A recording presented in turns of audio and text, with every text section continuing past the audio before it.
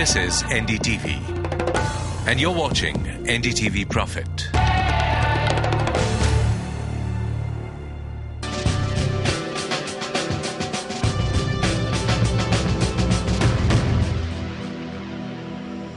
Hello and welcome to the third annual CFO Strategies India Forum, organized by naseba, where CFOs from across sectors have gathered to discuss, debate and evaluate current market conditions, future growth and opportunities that await. naseba has been in India for the last 3 years, and we've been hosting CIO strategies events and CFO strategies events for the last 3 years. And we've been pretty successful. At this event, what we do is we bring in only the C-level decision makers in from the financial industry, which gives them an opportunity to network, re-educate with the peers, keep them updated with the new topics, the relevant topics for the industry, and make sure they make key decisions for the industry. So, among the various discussions was an interactive panel discussion on financial reporting standards and if there is a need to get them at par with global financial reporting norms. Let's take a look.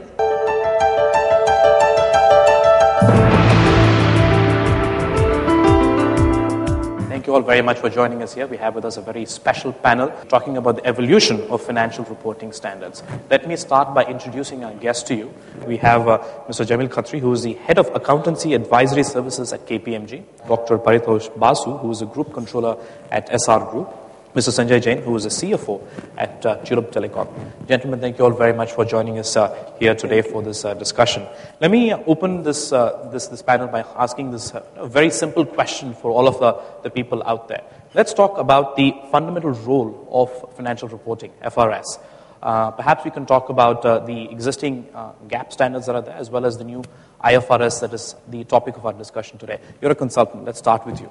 I think whichever way you look at it, financial reporting standards are supposed to provide a framework within which transactions are reported to external stakeholders. And I think in that context, we have been following a framework for some time.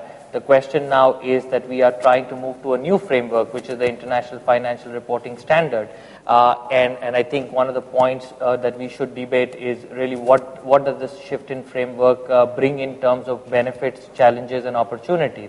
But in a nutshell, I think the standards only give you a framework within which you report your transactions to external stakeholders. Okay. Moving on from that, what exactly is the IFRS? What role does it play? And why would a company want to switch to that? I think, this whole IFRS framework is, first of all, both a regulatory compliance issue because of several commitments which have been made by India to organizations like the International Accounting Standard Board. We now have a commitment to converge with international financial reporting standards by a given timeline, which is 2011 for kind of certain defined kind of companies. On a more practical note, I think as Indian companies go more global or have operations which are global, have aspirations which are global, have stakeholders like investors who are global, I think given that the entire world is moving to the International Financial Reporting Standard, would augur well for Indian companies who want to go global, because then they can be on a platform which is well understood in the markets they want to kind of operate in. Dr. Basu, let me come to you. You run an Indian company over here. Internationally, perhaps the reasons for it perhaps are more clearer. You have had 2 years of experience since you actually converted to IFRS at the Essar Group. Why did you guys go about doing that? For an Indian company with global operation, but primarily Indian company, why would you do that? The issue here is that we, as Essar, we are present in about 11, 12 countries and many of the continents. Most important thing is that when you deal with native gaps, you have various differences, as Sanjay was mentioning about it. And coming to an organization which is predominantly India-based organization, which have to go abroad and now work for various financing and funding operations, etc., yet at the same time continuously increase the base there, you have to find one platform, one framework, one language to report the financial performances. And in that position, the whole balance sheet and profit and loss account has to be acceptable to the investors spread over all over the world. So in that kind of a situation, IFRS perhaps is one of the languages which is emerging in the world. And it is being accepted in such a manner because it is having the flexibility. And the entire body which is working on IFRS today is trying to appreciate and adopt some of the peculiarities and country-based issues. And in course of time, I personally feel that the whole world will emerge into one kind of a situation of reporting. Okay. Jamil, let me toss this across to you. I mean, right now we're on a journey here in Indian standards as well to move towards reporting as per the IFRS. Now, you've had a lot of experience in actually helping companies in make this transition. What are the biggest risks of making such a transition in your experience? Sure.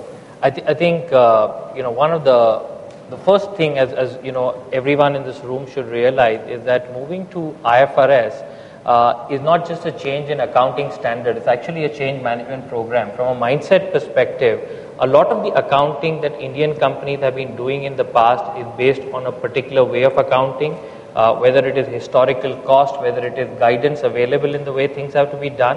And I think we will now move to a very different framework which requires a lot more use of fair value, for example. We will see a framework which will require a lot more judgment in terms of application. And I think one of the biggest challenges I feel is really getting people within the organization, not just the finance team, but people across businesses, geared to work with the new system, understand the numbers which come out of the new system, and, be able to run your business using the new system. I think the second kind of biggest challenge really is the ability to even produce these numbers on a credible basis. Because the information systems that companies have, both in terms of IT systems as well as processes, are geared to produce one set of information, and that is going to change in the future. Now, you can produce for 1 quarter, 2 quarter, for one, as a one-time affair, you can produce these numbers outside of the system, but unless this reporting is embedded into the way you kind of produce the numbers, you can't do it on a sustainable basis without making fundamental errors. So I think the two big points in my mind would be training and awareness to a different kind of a framework, and the second thing is making sure your systems and processes are geared to give you the data which you need to produce this information on a sustainable basis. All right, let's now move on to Dr. Basu over here. Dr. Basu at Essar Group, you have a lot of experience in converting into IFRS, a lot of practical issues that you've dealt with hands-on. What would you say the biggest challenges in actually doing this from your practical experience that you have? The most important thing in IFRS, as you know, to identify what are the changes we are going to have between the Indian GAAP or any other native GAAP to IFRS. The first and foremost important is that it is substance over form. Second is extreme transparency and no protected reporting. Then we have